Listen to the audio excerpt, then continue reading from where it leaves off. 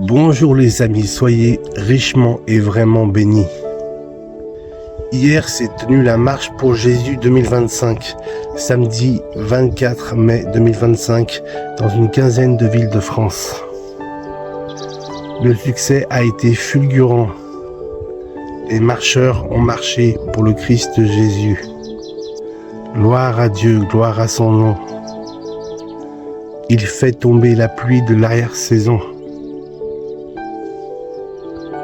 Ce matin, j'aimerais vous parler du dimanche des rameaux. Certes, il est passé, mais hier, c'était vraiment la fête des rameaux de Jésus. Le dimanche des rameaux célèbre l'arrivée de Jésus à Jérusalem. Il marque également l'entrée dans la semaine sainte, 6 jours avant la fête de Pâques, pour la communauté chrétienne. Les rameaux sont des petites branches d'arbres, des rameaux d'olivier qui peuvent être centenaires. Les oliviers peuvent produire du fruit, les olives, pendant plus de 100 ans. Alors pourquoi Jésus est venu dans le monde dans des conditions qui le rapprochent des pauvres, des sans-abri, des sans-nom? Dans une étable, parce qu'il n'y avait pas de place pour lui dans l'hôtellerie. Dans une famille aux revenus modestes qui a bientôt dû fuir en Égypte sous la menace d'un tyran. Et oui, mes amis, Jésus est ainsi devenu un petit immigré.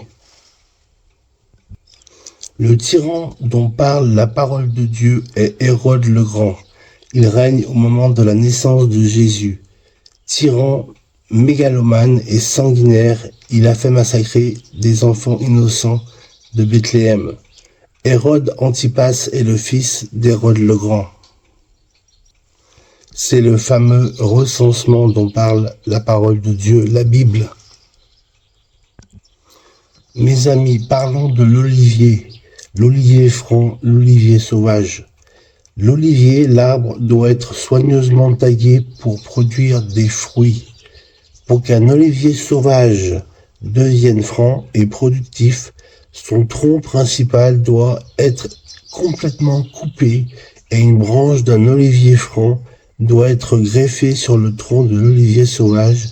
Un olivier peut donner des fruits pendant des siècles, mes amis. Gloire à Dieu. C'est l'allégorie de l'olivier franc et de l'olivier sauvage. Dieu a fait alliance avec son peuple, les Hébreux, Israël. C'est l'olivier sauvage. Et nous, l'Église, nous avons été greffés sur l'olivier sauvage, nous sommes l'olivier franc. C'est donc une allégorie, l'allégorie des oliviers. Jacob 5 contient l'allégorie de l'olivier franc et de l'olivier sauvage, donnée à l'origine par un prophète nommé Zénos. Jacob utilise cette allégorie pour enseigner que le Seigneur s'efforce toujours d'apporter le salut à son peuple de l'Alliance, même quand celui-ci se détourne de lui, malheureusement. Mes amis, ainsi, le but ultime de la vie humaine est de se réjouir en Dieu, de se réjouir en son Sauveur et Seigneur, et de lui donner toute la gloire qui lui revient. Et si Dieu est le but ultime de ma vie, alors tout ce que je fais dépend de lui. Amen. Quand je nomme les animaux ou que je cultive le jardin, tout ce que je le fais pour sa gloire, pour la gloire de Dieu. Mes amis, une mission de Dieu pour l'homme, prendre soin de la création, de sa création. Alors mes amis, bravo à tous ceux qui ont marché pour Jésus hier. C'était vraiment un moment extraordinaire, un moment spectaculaire, où tous les chrétiens orthodoxes, catholiques, protestants, réformés, tous les chrétiens ont déclaré qu'il y a une seule personne qui sauve. C'est Jésus. Jésus, seul Jésus sauve. Amen. Alors on va voir le résultat du comptage du nombre de marcheurs, mais je pense qu'il y en a entre 30 et 50 000 personnes ont marché pour Jésus. Gloire à Dieu. Le but ultime de Dieu, c'est que quoi?